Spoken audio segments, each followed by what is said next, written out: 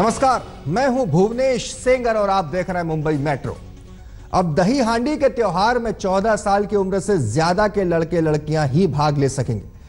पिछली बार supreme court ने गोविंदाओं की उम्र 12 साल कर दी थी। आज दही हांडी को लेकर सुनवाई के दौरान बॉम्बे हाईकोर्ट ने 2014 में लगाई हांडी की ऊंचाई 20 फीट से कम होने की बंदिश हटा ली है। यह बंदिश कितनी रखनी है, इसका फैसला राज्य सरकार पर कोर्ट ने छोड़ दिया है।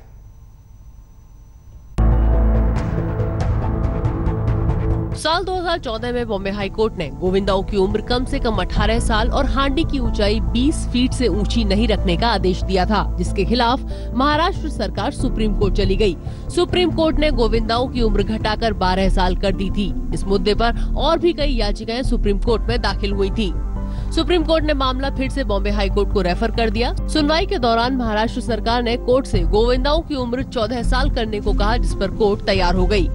गवर्नमेंट को यही सेशन जो चालू है उसमें हाइट के बारे में और उम्र के बारे में वो लोग ने डिसाइड करके एक अध्यादेश लाना पड़ेगा उनको। दयानिधि समिति सबको इंश्योरेंस देगा 10 लाख का। अगर कोई इंजर हो जाए तो दयानिधि समिति के पास जाओ, 10 लाख रुपए मिल जाएगा। दही हांडी की ऊंचाई को लेकर कोर्ट का कहना था कि इसका फैसला सरकार करेगी, ये काम कोर्ट का नहीं है। कोर्ट का मानना था कि हादसे क्रिकेट खेलते, जिम करते भी हो सकते हैं, सेल्फी लेते हुए भी लोगों की मौत हो जाती है, पर इसका मतलब ये नहीं कि कोर्ट उन पर बैन लगा दे। मुझे लगता है चाइल्ड की डेफिनेशन भी स्पष्ट हुई है। हाइट की डेफिनेशन में हम जाना नहीं चाहते। कोर्ट ने कहा है जो विधान मंडल या लेजिस्लेशन का काम है, मुझे लगता है इसके कारण अभी ये प्रश्न स्पष्ट हो गया है। जिन्होंने प्रैक्टिस की है उनको अभी इसका फायदा मिलेगा।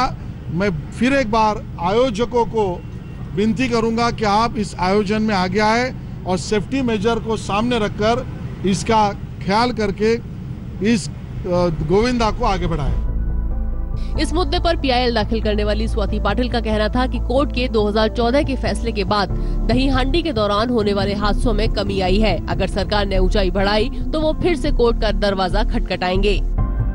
हाइट अगर कम रखेगी गवर्नमेंट तो सही है, नहीं तो 15 अगस्त के पहले अगर गवर्नमेंट ने कुछ हाइट का रिस्ट्रिक्शन डिक्लेयर नहीं किया तो फिर सुप्रीम कोर्ट हमको अपील करना पड़ेगा। याचिकाकर्ताओं का मानना है कि जब तक दही हांडी की ऊंचाई पर रोक नहीं लगेगी तब तक गोविंदा गंभीर रूप से घायल होते रहेंगे और इसी वजह से वो सुप्रीम कोर्ट का दरवाजा खटखटाने के लिए 15 तारीख से पहले वहां याचिका दर्ज करने की कोशिश में लगे हैं। कैमरामैन मंगेश सावंत के साथ विद्या, मुंबई आज तक। लोखंडवाला में एक बुजुर्ग महिला की मौत हो गई। महीनों गुजर गए, महिला की लाश कंकाल में तब्दील हो गई। पड़ोसियों को भी भनक तक नहीं लगी। महिला की मौत का खुलासा तब हुआ जब कल उनका बेटा अमेरिका से घर आया। पुलिस के मुताबिक बेटे को भी अपनी बुजुर्ग मां से फोन पर बात किए 1 साल हो गया था। पुलिस केस की जांच कर रही है। मुंबई के ओशिवारा इलाके की इस आलीशान बिल्डिंग में 2000 स्क्वायर फीट के फ्लैट में 63 साल की आशा साहनी रहती थी। उनका बेटा अमेरिका में नौकरी कर रहा था। व्यस्तता कहिए या संवेदनहीनता, अपनी मां से उसने पिछले 1 साल से फोन पर बात नहीं की थी। रक्षाबंधन से 1 दिन पहले रविवार को ऋतुराज साहनी मुंबई पहुंचा तो मां ने दरवाजा नहीं खोला। ऋतुराज ने डुप्लीकेट चाबी से दरवाजा खोला तो सामने मां का कंकाल पड़ा था। किसी को खबर नहीं थी, काफी दिन हो चुके थे उसको, तो अभी वो बॉडी पीएम के बाद ही सारा कुछ पता चल जाएगा। उसने 2016 में बात की थी और अभी चालू है इन्वेस्टिगेशन, उसके बाद में पता चल जाएगा। आशा साहनी के पति का साल 2013 में निधन हो गया था। उन्होंने बेटे ऋतुराज साहनी से ये भी कहा था कि उनका मन नहीं लगता। कंकाल की स्थिति से अंदाजा लगाया जा रहा है कि आशा साहनी की मौत 3 से 4 महीने पहले हुई होगी। इस बुजुर्ग महिला की मौत से एक बार फिर मुंबई जैसे बड़े और व्यस्त शहरों में अकेले रह रहे बुजुर्गों की देखभाल और सुरक्षा पर सवाल खड़े हुए हैं। मुंबई से एजाज खान के साथ आज तक ब्यूरो। मुंबई की लोकल ट्रेनों में इन दिनों ब्लैक गैंग का खौफ छाया हुआ। ये ब्लैक गैंग बांद्रा, कुर्ला, दादर, मुंब्रा जैसे भीड़भाड़ वाले स्टेशनों पर काफी सक्रिय है।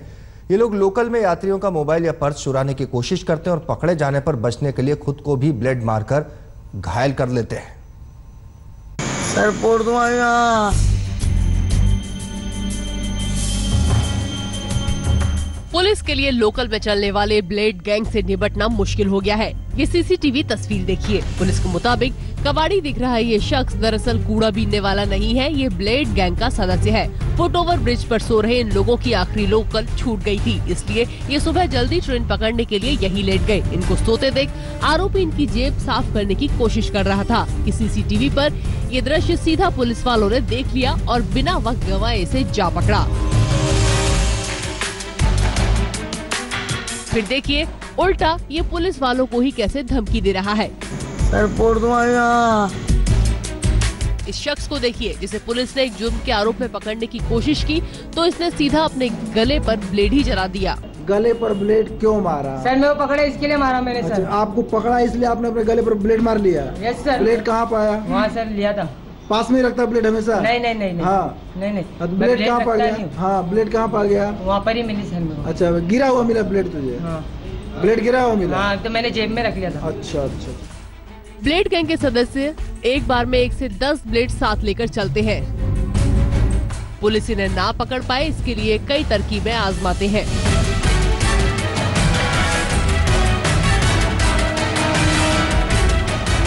ब्लेड इसलिए रखते हैं कि जब वो पकड़े जाते हैं, क्राइम करते हुए पकड़े जाते हैं, या तो पैसेंजर को वो टारगेट करेंगे या कॉप हु इज अप्रेंडिंग हिम, जो पुलिस वाला या कर्मचारी उनको पकड़ने की कोशिश कर रहा है, उसको इंजर्ड करके भागने का इंटेंशन होगा, या खुद को इंजर्ड कर लेते हैं for gaining public sympathy and evading the arrest. नशे में भी होते हैं कई बार, जैसे गर्दे के नशे में होते हैं, या एक जो अभी म्यू या एमडी नाम का ड्रग है उसके नशे में भी वो खुद को इंजर्ड कर लेते हैं, और जब तक नशा उतरता नहीं है दे आर नॉट अवेयर, उनको पता नहीं चलता कि उनको इंजरी कितनी डीप हुई है। ये blade gang Bandra, Cola, Dadar, Mumbra जैसे भीड़भाड़ वाले स्टेशनों पर काफी सक्रिय है। पुलिस की यात्रियों को सलाह है कि इस गैंग से सावधान रहें। तो आपको थोड़ा ये अलर्ट रहने की जरूरत है कि अगर आपके आसपास पीक आवर्स न होने के बावजूद अगर कोई गर्दी जैसी सिचुएशन क्रिएट कर रहा है तो it is reason to worry. आपको शंका होनी चाहिए कि पीक आवर्स नहीं है, गर्दी नहीं है, फिर भी ये 3-4 लोग क्यों भीड़ जैसा माहौल बना कर रहे हैं, तो पॉसिबिलिटी है कि ये लोग क्रिमिनल हो सकते हैं। मुंबई की लोकल ट्रेन में घूम रहे इन ब्लेड गैंग की एक्टिंग पर आप ना जाए, ये है काफ़ी खतरनाक। आपकी ज़रा सी चूक आपको मुसीबत में डाल सकती है। पुलिस को भी इन पर काबू पाना टेढ़ी खीर साबित हो रहा है। एजाज खान के साथ सौरभ वक्तानिया, मुंबई आज। अपने बिजनेस पार्टनर से बदला लेने के लिए कोई शख्स किस हद तक गिर गया, बताएंगे एक छोटे से ब्रेक के बाद। आप बने रहिए हमारे साथ। मुंब्रा में एक आदमी ने अपने पुराने बिजनेस पार्टनर से बदला लेने के लिए खतरनाक विस्फोटक उसके गैराज में छुपा दिए और पुलिस को खबर कर दी। अब पुलिस जांच कर रही है कि आखिर कैसे आरोपी को इतनी आसानी से 10 किलो अमोनियम नाइट्रेट और जिलेटिन की 9 छड़ें मिल गई, जो किसी बड़ी आतंकी साजिश को अंजाम देने के लिए काफी है। कल्याण जीआरपी को खबर मिली कि मुंब्रा के गैराज में बड़ी मात्रा में विस्फोटक छुपे हुए हैं। पुलिस ने बताई गैराज पर छापा मारा तो बिल्कुल उसी जगह पर और उतनी ही मात्रा में वही विस्फोटक मिले। ये विस्फोटक थे 10 किलो अमोनियम नाइट्रेट और जिलेटिन की 9 छड़ें, जो पुलिस को मुंब्रा के गोसिया कंपाउंड के गैराज में एसयूवी के नीचे रखे मिले, जैसा कि उनके मुखबिर ने खबर दी थी। गैराज मालिक इस्माइल शेख समेत 3 लोगों से पूछताछ करने पर पुलिस को कुछ शक हुआ। पुलिस को लगा कि ये लोग निर्दोष हैं। दरअसल पुलिस के मुखबिर शाह आलम ने गैराज मालिक से बदला लेने के लिए अपने दुश्मन को फंसाने के लिए ये साजिश रची थी। दोनों में कोई सिविल ट्रांजैक्शन था, उस सिविल ट्रांजैक्शन को प्राइमा फेसी इन्होंने कवर करने के लिए किसी दूसरे केस में उनको फंसाने के लिए उनके प्रीमाइसिस में किसी गाड़ी के नीचे ये रख के और इस तरह से प्लान करने की कोशिश की है। अभी तक की तपास में ये सब निष्पन्न हुआ है, आगे की इन्वेस्टिगेशन हमारा चल रहा है। शाह आलम और इस्माइल शेख मिलकर पुरानी गाड़ियों का बिजनेस करते थे। दोनों के बीच कुछ मनमुटाव हुआ और वो अलग हो गए। इस मामले में शाह आलम और उसके 2 साथियों को गिरफ्तार किया गया है। आरोपियों ने डोंबिवली से ये विस्फोटक खरीदे थे और एक गाड़ी में रखकर रिपेयरिंग के बहाने उसे इस्माइल के गैराज में भेजकर रखवा दिया था। अब थाने पुलिस जाँच कर रही है कि कैसे बिना लाइसेंस के इतने खतरनाक विस्फोटक इन लोगों ने खरीदे। थाने से देवेश सिंह और विक्रांत चौहान के साथ आज तक ब्यूरो। और मुंबई मेट्रो में आज के लिए इतना ही। दीजिए इजाजत। तमाम खबरों के लिए आप बने रहिए हमारे साथ और देखते रहिए आज तक।